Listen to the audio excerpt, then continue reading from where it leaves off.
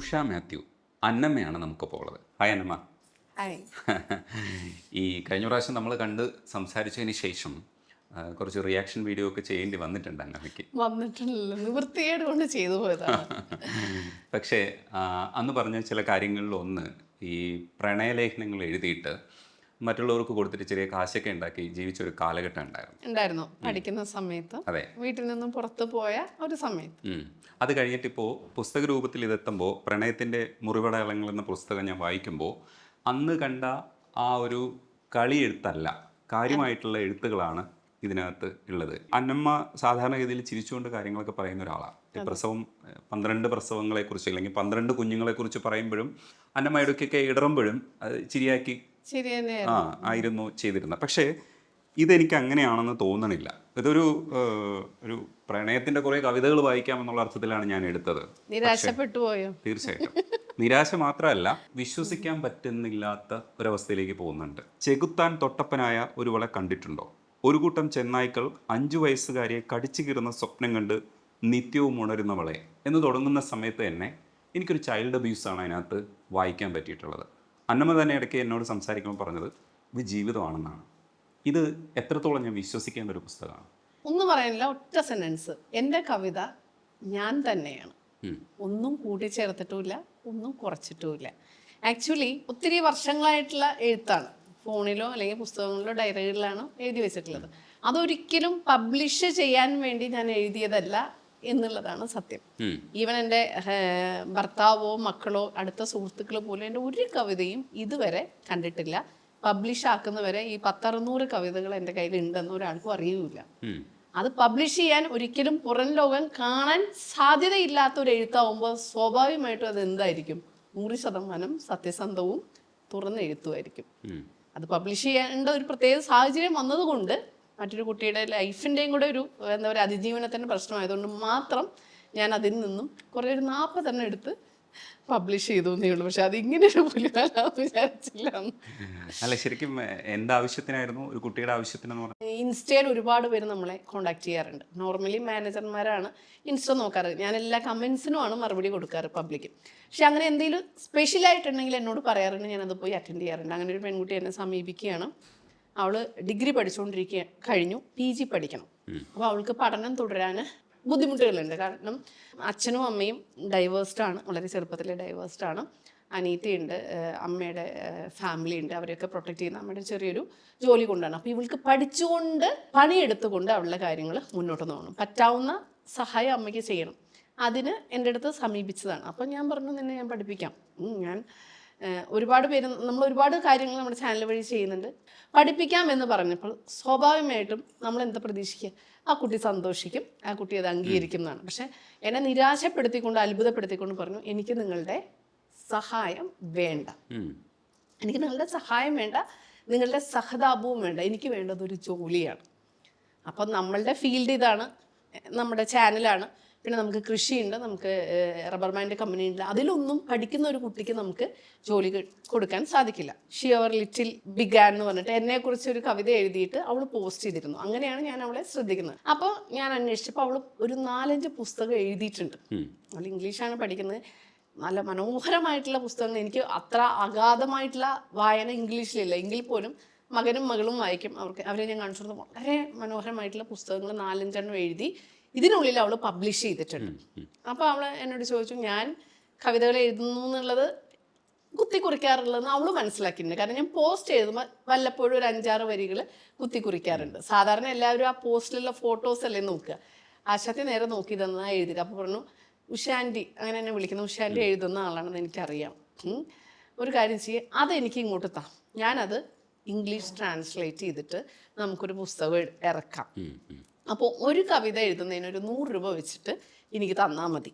കാരണം എന്നോട് ചോദിച്ചപ്പോൾ ഞാൻ ഒരു 10-600 കവിത എൻ്റെ കയ്യിൽ ഉണ്ട് എന്ന് പറഞ്ഞപ്പോൾ പുള്ളി അത് വെച്ച് കണക്കൂട്ടി 100 രൂപ മതിയല്ലോ. അപ്പോൾ ഞാൻ പറഞ്ഞു, ഒരിക്കലും അത് ഞാൻ പബ്ലിഷ് ചെയ്യാൻ വേണ്ടി എഴുതിയതല്ല, അതെൻ്റെ സ്വകാര്യതയാണ്, അതെൻ്റെ ജീവിതമാണ്. ആരും അറിയാൻ ഞാൻ ആഗ്രഹിക്കാത്ത കാര്യങ്ങളാണ്. ഞാൻ എന്നോട് തന്നെ സംസാരിച്ചതാണ് മോളെ, അത് മൊത്തം എനിക്ക് ഒരു ഡയറി എഴുത്തിന്റെ വേറൊരു പോർഷൻ.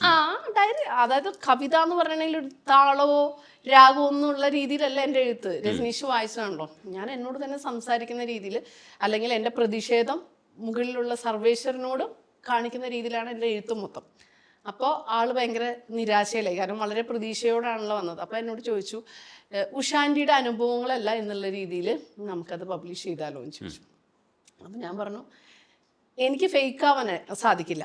അപ്പോൾ ഒന്നെങ്കിൽ ഞാനിവിടെ ധൈര്യം കാണിക്കണം, എൻ്റെ ജീവിതം മറ്റുള്ളവരുടെ മുമ്പിൽ തുറന്ന് പറയുന്നത് ധൈര്യത്തോടെ ഞാൻ അങ്ങോട്ട് നേരിടണം. പക്ഷേ ഞാനപ്പോൾ രണ്ട് ഭാഗം, ഒന്ന് എൻ്റെ ഒരു പ്രശ്നം, എൻ്റെ ഫാമിലിയുടെ പ്രശ്നം, ഇത് വായിക്കുന്നവരുടെ പ്രശ്നം, എന്നെക്കുറിച്ച് ഇതുവരെ സമൂഹത്തിലുണ്ടായിരുന്ന ധാരണ ഒരു വശത്ത്, നമ്മൾ മറച്ചു വെച്ചിട്ടുള്ള ഒരു മുഖമാണ് പുറത്ത് വരാൻ പോകുന്നത്. മറുവശത്ത് എന്താണ്, പഠനം തുടരാൻ ആഗ്രഹിക്കുന്ന ഒരാളുടെ സ്ട്രഗിൾ ചെയ്യുന്ന, അതും അവൾക്ക് വേണ്ടത് എന്താണ്, സഹതാപമല്ല സഹായമല്ല, അവൾക്ക് പണിയെടുത്ത് ജീവിക്കണം, അതും വിശ്വസിക്കുന്ന ഒരാളുടെ അടുത്ത് ജീവിക്കണം. അപ്പോൾ അങ്ങനെ നോക്കുമ്പോൾ തീർച്ചയായിട്ടും ത്രാസ് അങ്ങോട്ട് തന്നെ ഇരുള്ളൂ. ഞാൻ 46 വയസ്സായി, അല്ലെങ്കിൽ ഇനി എത്ര നാൾ എന്നറിയാം, പക്ഷെ അവൾ ജീവിച്ചു തുടങ്ങുന്നേ ഉള്ളൂ. അപ്പം ഞാൻ പറഞ്ഞു ഞാൻ ചെയ്യാം. എന്നിട്ട് ഞാൻ പല രീതിയിലുള്ള ഒരു 40 കവിത എഴുതി അവൾക്ക് അയച്ചു. അവളത് അവളുടേതായിട്ടുള്ള രീതിയിലാണ് ട്രാൻസ്ലേറ്റ് ചെയ്തത്. പക്ഷെ ഞാനത് വായിച്ചപ്പോൾ ഞാൻ ഉദ്ദേശിച്ച അർത്ഥമല്ല. ഞാൻ പറഞ്ഞു അങ്ങനെയല്ല നീ എഴുതേണ്ടത്, മലയാളം വായിച്ച ആളുകൾക്ക് എന്ത് ഫീൽ ചെയ്യണോ, എന്നിട്ട് അവൾ ഫുള്ള് മാറ്റി എഴുതി. അപ്പം എനിക്ക് ഇവൾക്ക് എങ്ങനെ ശമ്പളം കൊടുക്കണമെന്ന് എനിക്കറിയില്ല. പക്ഷേ എനിക്ക് എന്തിനു വേണ്ടിയിട്ടാണ് അവളിത് എന്നോട് ചോദിച്ചത്, അവളുടെ സെമസ്റ്റർ ഫീസ് അടയ്ക്കാൻ. അപ്പം അത് എത്രയാണെന്ന് ഞാൻ ചോദിച്ച് മനസ്സിലാക്കി. ആ എമൗണ്ടെങ്കിലും എനിക്ക് അവൾക്ക് കൊടുക്കാൻ കഴിഞ്ഞിട്ടുണ്ടെങ്കിലല്ലേ കാര്യമുള്ളൂ. അപ്പം മൊത്തം പ്രിൻറ്റിങ്ങും ലേഔട്ടും ഒക്കെ നമ്മൾ ചെയ്തു, അതിനുള്ള എക്സ്പെൻസൊക്കെ നമ്മൾ ആക്കി. എന്നിട്ട് ഞാൻ ഈ ഫീസ് കിട്ടുന്ന രീതിയിൽ ഈ പുസ്തകം വിൽക്കണം. അപ്പോൾ കറക്റ്റ് ഒരു 300 കോപ്പി എനിക്ക് അടിച്ചാൽ മതി. ആ 300 കോപ്പി അടിച്ച് പലരും പറഞ്ഞു പബ്ലിഷ് ചെയ്യണം, അതാണ്. ഞാൻ പറഞ്ഞു ഒന്നും വേണ്ട, എൻ്റെ ഓഡിയൻസ്, എന്നെ സ്നേഹിക്കുന്നവർ എൻ്റെ ചാനലിലുള്ളവരാണ്. എൻ്റെ ഒരു കാര്യം പറയുമ്പോൾ തീർച്ചയായിട്ടും അവരെന്നെ സഹായിക്കുന്നുള്ളൂ. എന്ന് ജസ്റ്റ് ഒരു വീഡിയോ മാത്രം ചെയ്തിട്ട് ഞാൻ എൻ്റെ ചാനലിൽ കൂടെ തന്നെ പബ്ലിഷ് ചെയ്തു. പ്രത്യേകിച്ച് എന്താ പറയുക, കെട്ടുപാടുകളൊന്നുമില്ല. എനിക്കൊന്നും 1.5 മാസം കൊണ്ട്, കാരണം ഞാനൊരു ഫുഡ് ബ്ലോഗറാണ്, ഞാൻ കവിത എഴുതും. നേരത്തെ നമ്മുടെ കണ്ടന്റ് അതായിരുന്നു, ആർട്ട് ആൻഡ് ലിറ്ററേച്ചർ ആയിരുന്നു. പക്ഷെ അതൊന്നും ആർക്കും വേണ്ടാത്ത രീതിക്ക് നമ്മൾ ഫുഡ് ബ്ലോഗിങ്ങിലേക്ക് വന്നതാണ്. പക്ഷെ നമ്മുടെ ചാനലിലെ ആദ്യത്തെ ഒരു 100 വീഡിയോ നോക്കിയാൽ മതി, മൊത്തം പുസ്തകങ്ങളും കവിതകളും ഞാൻ എഴുതിയതും ഒക്കെ തന്നെയാണ്. അത് ആർക്കും അറിയില്ല, കാരണം അന്ന് എനിക്ക് തോന്നുന്ന ഒരു 1000-ൽ താഴെ ഫോളോവേഴ്സേ ഉള്ളൂ. അപ്പൊ അങ്ങനെ ഒരു ഭൂതകാലം എനിക്കുണ്ടെന്ന് ആർക്കും അറിയില്ല. ഈ സാധനം കണ്ടപ്പോഴാണ് ഈ അന്നമ്മ എഴുതുവോ, അന്നമ്മയ്ക്ക് കൊതിപ്പിക്കാൻ മാത്രമാണ്. അപ്പോൾ എഴുതുന്നതിൻ്റെ ഉദ്ദേശം പറഞ്ഞു. എനിക്ക് 1.5 മാസം കൊണ്ട് നമ്മൾ പുസ്തകം മൊത്തം വിറ്റും.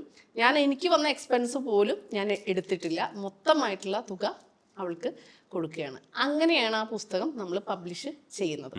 അപ്പോൾ കുറേ പേര് റിവ്യൂ എഴുതി കഴിഞ്ഞപ്പോൾ കുറേ പേര് ചോദിച്ചു. വീണ്ടും PG കഴിഞ്ഞു അവൾ വീടിന് പോയി, അവളുടെ കാര്യത്തിലേക്ക് പോയി, അവൾക്ക് ഇനി സഹായം വേണ്ട. അപ്പോൾ വീണ്ടും ചോദിക്കുമ്പം എനിക്ക് പുസ്തകം കൊടുക്കണം, പക്ഷെ അതിൻ്റെ വരുമാനം എനിക്ക് വേണ്ട, കാരണം ഞാൻ പുസ്തകം വിൽക്കാൻ ആഗ്രഹിക്കുന്ന ആളല്ല. അത് പുസ്തകം എന്നുള്ള അക്ഷരങ്ങൾ എന്ന് പറയുമ്പോൾ എന്നെ സംബന്ധിച്ച് ദൈവതുല്യമാണ്, അത് പകർന്നു കൊടുക്കേണ്ടതാണ്. ഞാനൊരു ടീച്ചർ കൂടിയാണല്ലോ. അപ്പോൾ ഞാൻ നമ്മുടെ ചാനൽ ടീമിനോട് സംസാരിച്ചപ്പോൾ നിങ്ങൾ എന്താണെങ്കിലും നിങ്ങൾ കയ്യിൽ നിന്ന് എടുത്ത് പ്രിൻറ്റ് ചെയ്യുക, കുറച്ചും കൂടെ കോപ്പി പ്രിൻറ്റ് ചെയ്യുക, എന്നിട്ട് അത് ആവശ്യക്കാർക്ക് കൊടുക്കുക. അതിൽ നിന്നുള്ള വരുമാനം അറ്റ്ലീസ്റ്റ് ഇത്തവണ ചിലവെങ്കിലും നിങ്ങൾ എടുക്കണം. കാരണം എന്താണെന്നറിയോ, നമ്മൾ ചാനലിന് വേണ്ടി ഓരോ കാര്യങ്ങൾ ചെയ്യുമ്പോൾ അതിൻ്റെ എക്സ്പെൻസ് ചാനലിൽ നിന്നാണ് എടുക്കുന്നത്. നമ്മളെന്ന് പറഞ്ഞാൽ ഒരു സാലറി സിസ്റ്റം അല്ല ചാനലിൽ കിട്ടുന്നത്. ഞങ്ങൾ പിള്ളേരെല്ലാം കൂടെ വീതിച്ചെടുക്കുക, ഞാൻ മാത്രം ഒന്നും വീതിച്ച് ആ ഒരു സംഭവമാണ്. അപ്പോൾ അവർക്ക് കിട്ടുന്ന ഒരു എക്സ്പെൻസും കൂടെ അവർക്ക് ഒരു ഇൻകം. അപ്പോൾ പറഞ്ഞു ഇപ്രാവശ്യത്തെ ചിലവ് നിങ്ങൾ എടുക്കുക. അപ്പോൾ അങ്ങനെ നമ്മൾ എക്സ്പെൻസ് കുറഞ്ഞിട്ട് നമ്മൾ പുസ്തകത്തിന് ഒരു വിലയിട്ടു. തീർച്ചയായിട്ടും ഒരു 3 വർഷത്തിന് ശേഷം പ്രിൻറ്റിങ് കോസ്റ്റൊക്കെ കൂടി അങ്ങനെ ഒരു വിലയിട്ടു. രജിസ്റ്റേർഡ് പോസ്റ്റായിട്ട് അയക്കാൻ തീരുമാനിച്ചു. എന്നിട്ട് ഞാൻ ചാനലിൽ പറഞ്ഞു ഇതിൽ നിന്ന് കിട്ടുന്ന ഓരോ രൂപയും നമ്മൾ ഏതെങ്കിലും ഒരു പൊതുക്കാര്യത്തിന് ഉപയോഗിക്കും. അതായത് പേഴ്സണലായിട്ടുള്ള സഹായങ്ങൾ നമ്മൾ ചെയ്യില്ല ചാനലിൽ, അത് നമ്മുടെ തീരുമാനമാണ്. ഏതെങ്കിലും ഒരു ഓർഫനേജിലെ ആളുകൾക്ക്, അതായത് സർക്കാർ നിയന്ത്രിതമായിട്ടുള്ള ഓർഫനേജുകൾ, നമ്മൾ എന്ത് സഹായം അങ്ങനെ ചെയ്യുള്ളൂ. ട്രസ്റ്റിന് ചെയ്യില്ല. അങ്ങനെയുള്ള ഏതെങ്കിലും ഓർഫനേജുകളിൽ, കുഞ്ഞുങ്ങളുടെ അനാഥശാലകളിലോ അല്ലെങ്കിൽ ഓൾഡ് ഏജ് ഹോമിലോ നമുക്ക് ഇതിൻ്റെ മൊത്തം ഇൻകം കൊടുക്കാമെന്ന് വിചാരിച്ചു. അല്ലെങ്കിൽ നമുക്ക് ഏതെങ്കിലും ഒരു കുട്ടിയെ നമുക്ക് ദത്തെടുക്കാം. ഇതിനു മുമ്പ് എൻ്റെ മകൻ ജനിച്ചപ്പോൾ ഞാനൊരു കുഞ്ഞിനെ ദത്തെടുത്തിരുന്നു. SOS എന്ന് രജനീഷ് കേട്ടിട്ടുണ്ടാവും. SOSലെ ഒരാളെ ദത്തെടുത്തിരുന്നു, സർക്കാരിൻ്റെ പരിപാടിയാണ്. യെസ്, അതെ. എന്നിട്ട് അവൻ്റെ 18 വയസ്സ് വരെ നമ്മൾ അവൻ്റെ സ്പോൺസർഷിപ്പ് നോക്കിയിരുന്നു. അതിനുശേഷം മോളുണ്ടായപ്പോഴും ഒരാളെ ദത്തെടുത്തിരുന്നു. പക്ഷെ മോളുണ്ടായപ്പോൾ എടുത്ത കുറച്ച് വലിയ കുട്ടിയായിരുന്നു, അവൾക്ക് BBS അഡ്മിഷൻ കിട്ടി. പിന്നെ നമ്മൾ അപ്പോൾ ഇനി അത് വേണ്ട എന്നുള്ളൊരു തീരുമാനം വരുന്നതല്ല. പക്ഷെ ഈ ഒരു എമൗണ്ട് ആർക്കേലും കൊടുക്കണമെന്ന് നമ്മൾ കരുതുകയുള്ളൂ. അപ്പം നോർമലി നമ്മുടെ ചാനലിൻ്റെ ചിലവ് കഴിഞ്ഞിട്ടുള്ള വരുമാനം മൊത്തം ഇങ്ങനെയുള്ള ഓർഫനേജിലാണ് പോകുന്നത്. അപ്പോൾ ഇത് ഡിഫറെൻ്റ് ആയിട്ട് എന്തെങ്കിലും ചെയ്യണമെന്ന് ഞാൻ ആഗ്രഹിച്ചു.